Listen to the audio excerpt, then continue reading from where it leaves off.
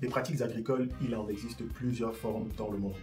On peut citer l'agriculture biologique, l'agroécologie, l'agriculture intensive, l'agriculture extensive, l'agriculture urbaine, l'agriculture périurbaine. Voilà, il y en a tellement. On peut aussi parler de l'agriculture spéculative. Et nous allons parler principalement de deux formes d'agriculture qui sont pratiquées en Afrique.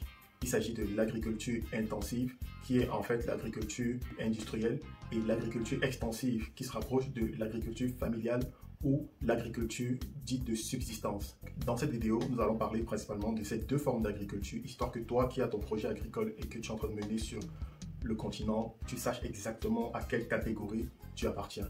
Donc reste jusqu'à la fin, ceci va t'aider à définir une meilleure approche pour ton projet.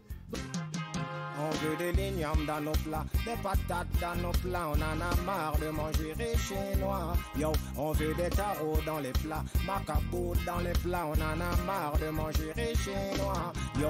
Salut à toi et bienvenue dans cette autre vidéo dédiée à la promotion de l'entrepreneuriat agropastoral. Mon nom est Vianney Tienche pour AgriPromo. C'est toujours un plaisir de te retrouver sur cette chaîne pour partager du contenu en rapport avec l'agro-business. Si cette thématique t'intéresse, je t'invite à t'abonner et à activer la cloche de notification pour ne rien rater des prochaines vidéos qui paraîtront sur cette chaîne.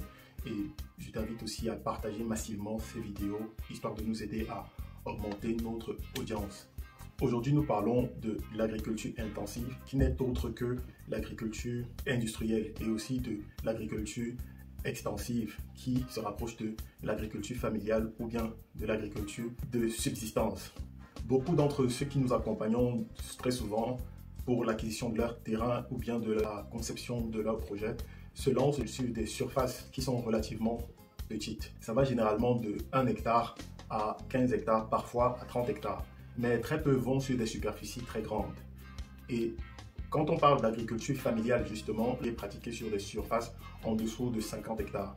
Et très souvent, cette agriculture est pratiquée pour des besoins alimentaires de la famille et parfois aussi pour des besoins économiques liés toujours à la famille. On va parler par exemple de la scolarisation, des besoins de logement avec tout ce qui tourne autour, des soins de santé et aussi de tout autre projet et besoins liés à la famille. Donc l'objectif ici est de produire afin de dégager des revenus qui vont permettre d'assurer une vie quotidienne tout en intégrant des projets pour le développement et l'épanouissement de la famille. Et ceci généralement se pratique sur des surfaces en fonction des objectifs relativement petites. Et en termes de surface, on est en dessous de 50 hectares. Et c'est dans ces catégories, on va souvent trouver des personnes qui font de la permaculture, qui est en fait une pratique qui associe les cultures visant à créer une forme d'interdépendance entre les plantes.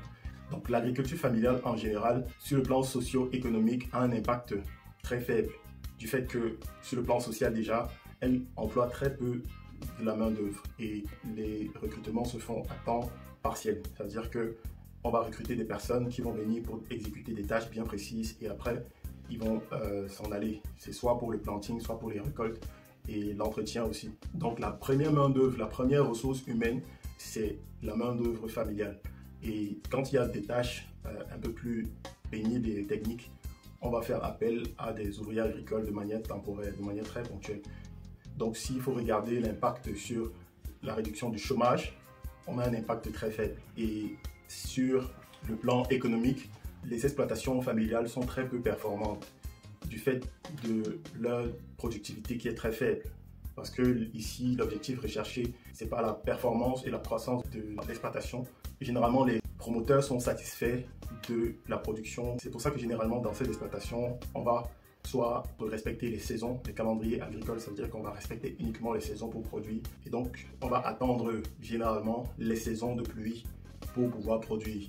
Ce qui réduit grandement la performance de notre exploitation. Parce qu'une exploitation agricole devrait en principe s'affranchir du climat et pouvoir être assez autonome et viser une productivité assez intéressante pour pouvoir finalement dégager cette valeur économique tant recherchée.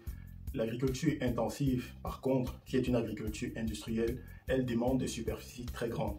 On parle de 200 hectares et au-delà. Donc, avec des objectifs de production clairs, les exploitations agricoles industrielles se positionnent dans ce segment pour produire en masse. Et produire en masse, en fait, pour approvisionner les marchés et parfois les usines. Donc, leur objectif de production est assez clair, c'est combler un besoin soit dans les industries, soit dans les marchés.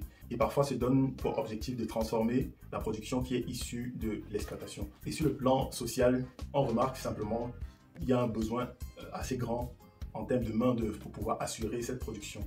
Ce qui donne en fait à l'agriculture intensive une capacité de recrutement massif du personnel agricole pour pouvoir finalement assurer cette production et rendre l'exploitation compétitive, productive et performante.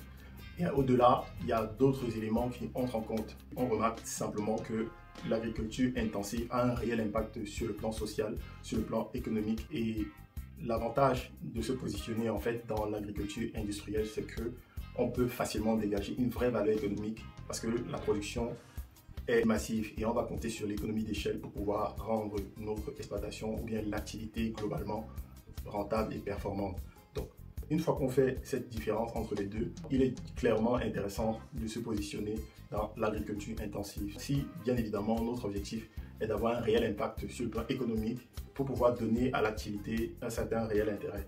Et donc, si toi, tu as un projet et que tu es en train de le mener sur des surfaces qui sont en dessous de 50 hectares, sachez que vous êtes dans l'agriculture familiale. Et pour migrer vers l'agriculture industrielle, bien évidemment, il est important de faire ses premiers pas dans l'agriculture familiale. Parce qu'il est important aujourd'hui de dégager une vraie valeur économique dans notre démarche entrepreneuriale. Donc, je vous encourage à commencer, certes petit, mais à visualiser cette catégorie d'agriculture. Donc, si tu as un projet et que tu souhaites te faire accompagner et que tu souhaites le mener, je t'invite à bien le préparer et nous sommes prêts à t'accompagner en t'aidant à concevoir des comptes d'exploitation prévisionnels et nous pouvons te fournir des itinéraires techniques de culture. Nous pouvons t'aider à concevoir un plan d'action opérationnel afin de commencer certes par une agriculture familiale et aussi de pouvoir migrer vers l'agriculture industrielle. Et nous serons ravis de vous accompagner à passer de cette étape vers une étape de croissance. Donc, je vous invite à nous contacter pour bénéficier premièrement d'une consultation gratuite. Et si vous êtes dans la diaspora, notamment à Paris ou en Île-de-France, nous pouvons nous rencontrer au Salon de l'Agriculture qui aura lieu le 25 février au 5 mars. Donc, nous serons présents. Donc, ceux qui souhaitent une rencontre en présentiel, nous serons ravis de pouvoir échanger sur ton projet afin de t'aider à mieux le concevoir et à donner une vraie direction à ton projet, histoire de le voir réussir et quitter de cette étape d'agriculture familiale ou de subsistance vers l'agriculture industrielle. Enfin, nous allons vous aider à concevoir votre plan d'action opérationnel afin que vous démarrez votre projet et puis que vous finalement vous le passiez au stade de développement. Donc, je vous dis à très bientôt dans une prochaine vidéo et nous allons parler du foncier agricole. C'est le tendon d'Achille de tout entrepreneur agricole. On veut des lignes dans nos plats, des patates dans nos plats, on en a marre de manger chinois. Yo, on veut des tarots dans les plats, macabout dans les plats, on en a marre de manger chinois. Yo.